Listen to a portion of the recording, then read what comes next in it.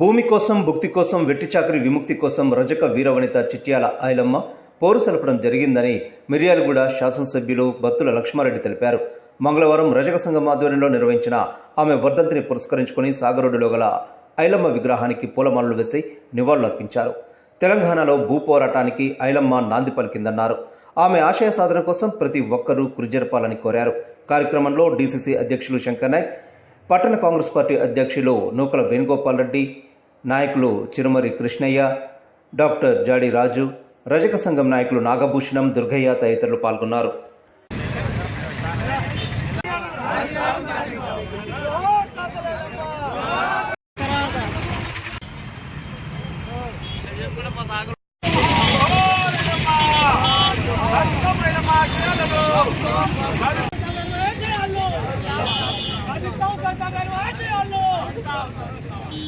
చాకల ఐలమ్మ గారిని మనందరం ఎప్పుడు గుర్తుంచుకునే విధంగా, అంటే ఎప్పుడు గుర్తుంచుకోవాల్సిన అవసరం ఉంది. ఎందుకంటే ఆమె బడుగు బలహీన వర్గాల కొరకు, ఆనాడే వారి అణగారిన వర్గాల కొరకు ఎంతో పోరాటం చేసి వారికి న్యాయం చేసిన వ్యక్తి. అటువంటి వ్యక్తిని మన అందరం కూడా ఆదర్శంగా తీసుకొని మహిళ అయినప్పటికీ కూడా ఎంతో పేద ప్రజలకు అండగా నిలబడిన వ్యక్తి. అలాగే ఈరోజు కూడా మన కాంగ్రెస్ పార్టీ ప్రభుత్వం ఇచ్చే కార్యక్రమాలన్నింటినీ కూడా పేద ప్రజలకు అందే విధంగా వారి దగ్గరకు తీసుకుపోయి ప్రజల నుంచి, ప్రభుత్వం నుంచి వచ్చే సంక్షేమ కార్యక్రమాలన్నింటినీ కూడా ఏ విధమైన సమస్యలు వచ్చినప్పుడు కూడా ప్రభుత్వం దృష్టికి, స్థానిక ఎమ్మెల్యే గారి దృష్టికి, డీసీసీ గారి దృష్టికి, మా అందరి దృష్టికి తీసుకొచ్చినట్టయితే ప్రజల సమస్యలు కూడా ఎప్పటికప్పటికి పరిష్కారం చేసే దిశగా మీ అందరం కూడా ప్రయత్నం చేస్తానని, మీ అందరి ఆశీస్సులు మా అందరిపై ఉండాలని కోరుకుంటూ సెలవు. చాకల ఐలమ్మ గారు భూమి కోసం, వృత్తి కోసము, బడుగు బలహీన వర్గాల విముక్తి కోసం అని పెద్ద అప్పుడు ఉన్నటువంటి ఆధిపత్య వర్గాలందరికీ కూడా పోరాటం చేసి ఏదైతే సాధించిందో దానికి ఉదాహరణగా మరి మిర్యాలగూడ గౌరవ ఎమ్మెల్యే గారు మరి బీసీ భవన్ ఓపెన్ చేయడానికి కంకణబద్దులై చాకల ఐలమ్మ ఆశయాలను మా పిల్లలందరూ మాట్లాడుకోవడానికి తొందరగా భవన్ ఓపెన్ చేయాలి. అదేవిధంగా మరి తెలంగాణ ఇప్పుడు ఉన్నటువంటి ప్రభుత్వం, కాంగ్రెస్ ప్రభుత్వము మహిళలందరికీ ఉచిత బస్సు సౌకర్యం కూడా కలుగజేసింది.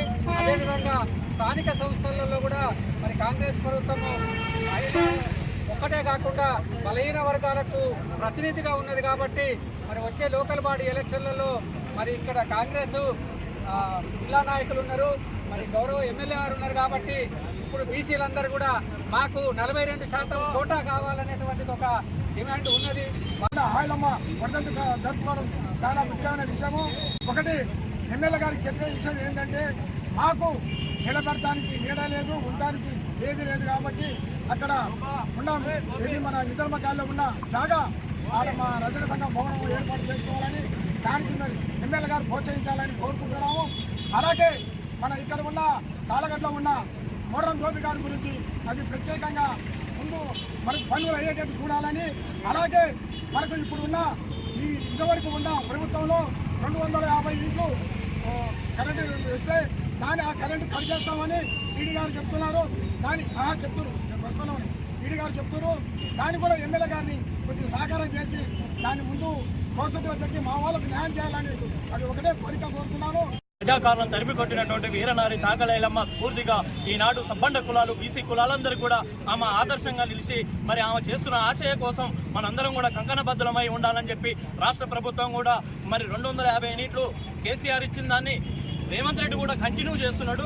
ఎక్కడ ఇబ్బంది ఏం లేదు. కాకపోతే చాకల ఐలమ్మది ట్యాంక్ బండ మీద ఎక్కడానికి మన ఎమ్మెల్యే గారు ఒక లెటర్ ఇవ్వాలని చెప్పి కూడా సీఎం గారికి మేము కోరుకుంటున్నాం మా రజక సంఘం నుంచి. అదేవిధంగా మిర్యాలగూడలో ఉన్నటువంటి మోటార్ ధోబి గార్డును మరి పిల్లల దాఖలేసింది, దాన్ని కూడా పూర్తి చేసే బాధ్యత మిర్యాలగూడ పట్టణంలో ఉన్నటువంటి కాంగ్రెస్ పార్టీ నాయకులది, మా ఎమ్మెల్యే గారిది. అదేవిధంగా ఎంపీ గారి దృష్టికి కూడా తీసుకుపోయి మీరు దాన్ని త్వరగా పూర్తి చేసి మా రజకులకు మరి అక్కడ ఉన్నటువంటి ఫంక్షన్ హాల్ కూడా పూర్తి చేసి మా రజకులను అందుబాటులో ఉన్నటువంటి అడుగు బలహీన వర్గాలలో జాతులు ఉండి కూడా మరి భూస్వాములకు ఎదురు తిరిగి ఖచ్చితంగా ఎవడైతే కష్టపడి పనిచేస్తారని చెప్పేసి ఆ రోజు నజాము సకాలకు ఎదిరిన వీరనారి చాకల ఐలమ్మ గారు మరి ఆమె స్ఫూర్తితోటి ఈరోజు మనందరం కూడా ముందుకు పోయి మన హక్కుల కోసం పోరాటం చేయాల్సిన అవసరం ఉన్నది.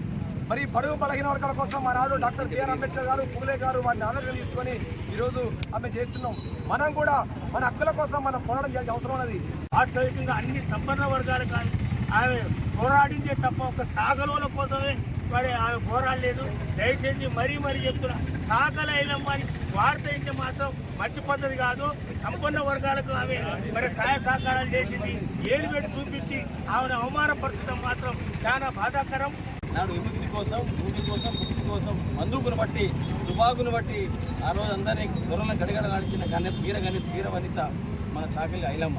కాబట్టి ఆమె ఆశయ సాధన కోసం, ఆమె చేసినటువంటి నడవడి కోసం మనందరం పనిచేయాల్సిన అవసరం ఉన్నది. అదేవిధంగా ఇలా చాకలి ఐలమ్మ గారి స్ఫూర్తి తీసుకుని అందరం పనిచేయాల్సిన అవసరం ఉంది. ఇందాక మన పెద్దలు చెప్పినట్టు, డాక్టర్ రాజు గారు చెప్పినట్టు ఇలా కాంగ్రెస్ పార్టీ బీసీకి 42% కట్టుబడి ఉన్నది.